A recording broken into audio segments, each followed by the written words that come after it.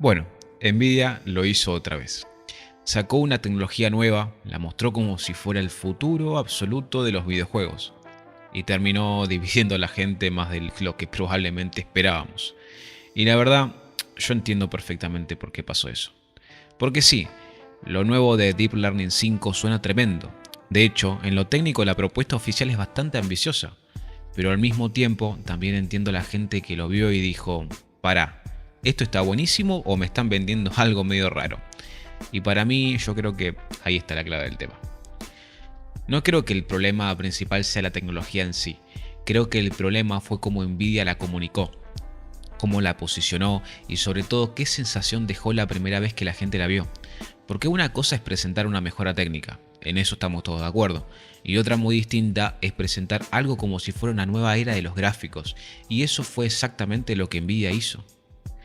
En su anuncio oficial de marzo de 2026, Nvidia presentó Deep Learning 5 como un salto enorme en fidelidad visual, diciendo que introduce un modelo de Neural Rendering en tiempo real capaz de inyectar iluminación y materiales fotorrealistas en píxeles del juego. Incluso lo vendieron como su avance más importante en gráficos desde el Ray Tracing, en tiempos de real desde el 2018, o sea, no lo vendieron como una mejora más, lo vendieron como una especie de punto de quiebre. Y ahí ya arranca la polémica. Porque para entender por qué tanta gente reaccionó así, primero hay que entender bien qué era Deep Learning antes, o sea, qué hacía y por qué Deep Learning 5 se siente diferente. Hasta ahora cuando hablábamos de DLSS 2, 3 o 4, la idea era bastante clara: usar inteligencia artificial para reconstruir y mejorar la imagen, subir rendimiento, mejorar la calidad visual y en algunos casos generar cuadros extras. Nvidia define la familia Deep Learning como un conjunto de tecnología de Neural Rendering impulsada por Tensor Cores para aumentar FPS, reducir latencia y mejorar la calidad de la imagen.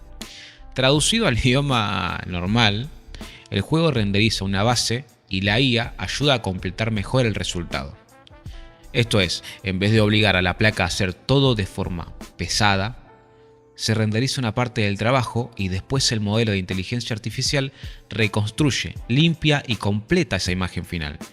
Y eso bien usado tiene mucho sentido, porque en videojuegos siempre hubo una pelea constante entre tres cosas: la calidad visual, el rendimiento y la latencia. Si quieres más calidad, normalmente pagas con FPS.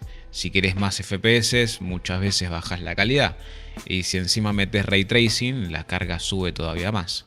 O sea, la IRAN explota. Entonces, Deep Learning vino a meterse justo en esa guerra. Con DLSS 4, Nvidia empujó esa idea todavía más fuerte. Según sus anuncios oficiales de CES 2025 y actualizaciones posteriores, Deep Learning 4 introdujo Multiframe Generation, además de modelos Transformer para Super Resolution, Ray Reconstruction y DLA. Nvidia explicó que Multiframe Generation podía hacer 3 cuadros adicionales por cada cuadro renderizado tradicionalmente, y después en 2026 siguió expandiéndose con Deep Learning 4.5, con segunda generación de Transformers para Super Resolution y modo dinámicos de Multiframe Generation de hasta 6x. Entonces, Deep Learning 4 estaba centrado en dos cosas. Primero, reconstruir mejor la imagen. Y segundo, generar más cuadros para que todo se vea más fluido, o sea, mejorar el camino hacia la imagen final. Y ahí viene un poquito el giro, porque con Deep Learning 5, Nvidia ya no estaba hablando solo de reconstrucción ni de cuadros generados. Ahora el mensaje oficial cambia bastante. Según Nvidia, Deep Learning 5 usa como entrada el color y los motion vectors del frame, y con eso aplica un modelo del Neural Rendering que genera iluminación y materiales fotorrealistas sobre los píxeles, siempre anclando al contenido 3D de la escena y con consistencia temporal entre frames.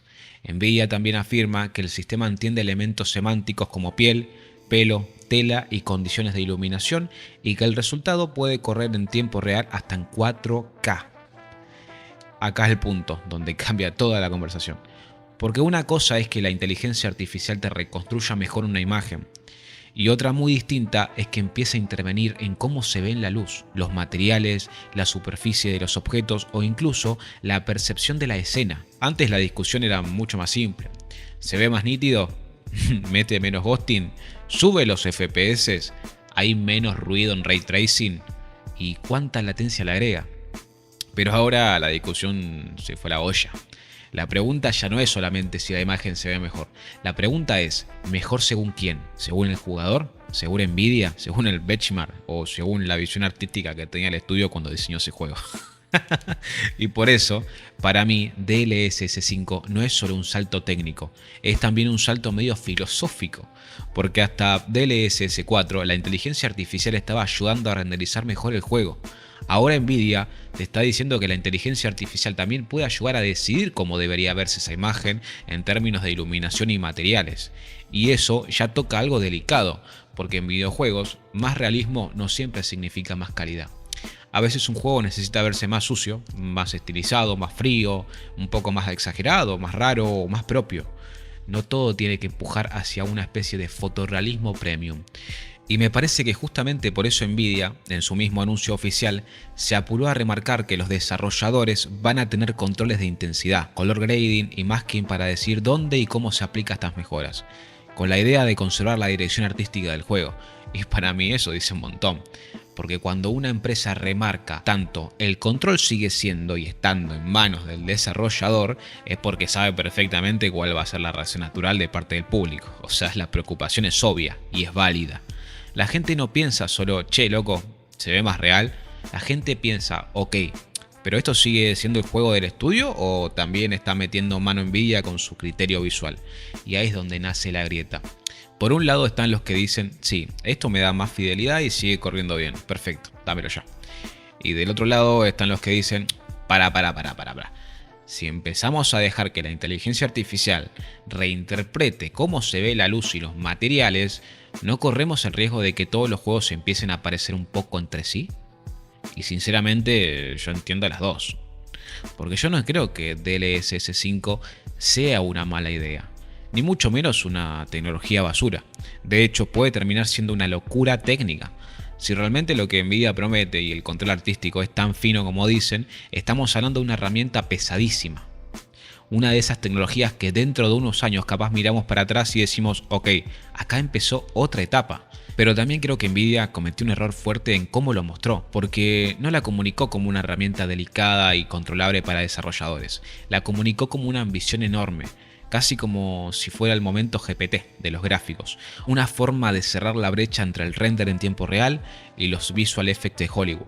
Eso no es una interpretación mía, es parte del framing oficial del anuncio y de la nota que presenta Nvidia. Cuando vos usás ese tono, cuando hablas de fotorrealismo, de Hollywood, de una nueva era, de revolucionar la fidelidad visual, entonces la gente no te va a medir con paciencia, te va a medir con lupa. Y si la primera impresión no queda clarísima, te explota la discusión en la cara. Para mí, ese fue el verdadero error de marketing. No necesariamente que el producto sea malo, sino que lo presentaron de una forma que hace pensar que la inteligencia artificial ya no solo te ayuda a renderizar mejor, sino que también empieza a corregir visualmente el juego. Y esa palabra, corregir, es peligrosa, porque implica que hay una estética mejor por defecto. Y en arte, en dirección visual, en ambientación, eso no siempre existe.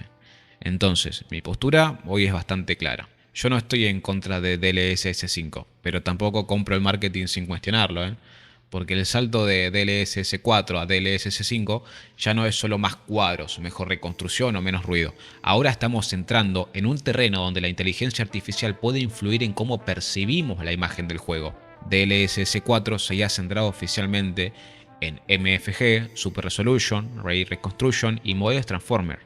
Deep Learning 5, en cambio, se presenta específicamente como un avance en iluminación y materiales fotorrealistas en tiempo real. Y ahí para mí está el debate de verdad.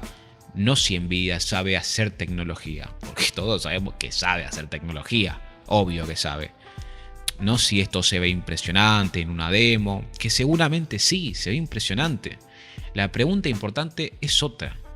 ¿Esto va a potenciar la visión artística de los juegos o la va a empujar lentamente hacia una estética más homogénea, más estandarizada, más IA friendly?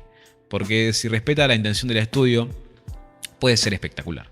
Pero si empieza a emparejar demasiado las cosas o embellecer todo bajo una misma lógica, entonces ahí sí me parece que perdemos algo. Y perder identidad visual en videojuegos, para mí, sería un precio altísimo. Así que hoy mi conclusión sería: DLSS 5 me parece fascinante, pero también me parece una tecnología que hay que mirar con bastante criterio. No porque sea mala, porque no es para nada mala, sino porque cuanto más poderosa es una tecnología, más importante es entender qué mejora, cómo lo mejora y sobre todo qué te está cambiando en el proceso.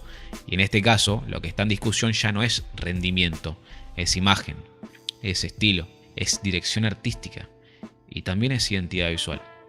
Y por eso dividió tanto a la gente, no porque una mitad sea ignorante y la otra no, sino porque por primera vez mucha gente sintió que la IA en gráficos ya no solo te estaba ayudando a renderizar mejor, sino que también podría empezar a decidir, aunque sea un poquito, pero podría empezar a decidir cómo debería verse un videojuego. Y ahí, hermano, ahí empieza el verdadero debate.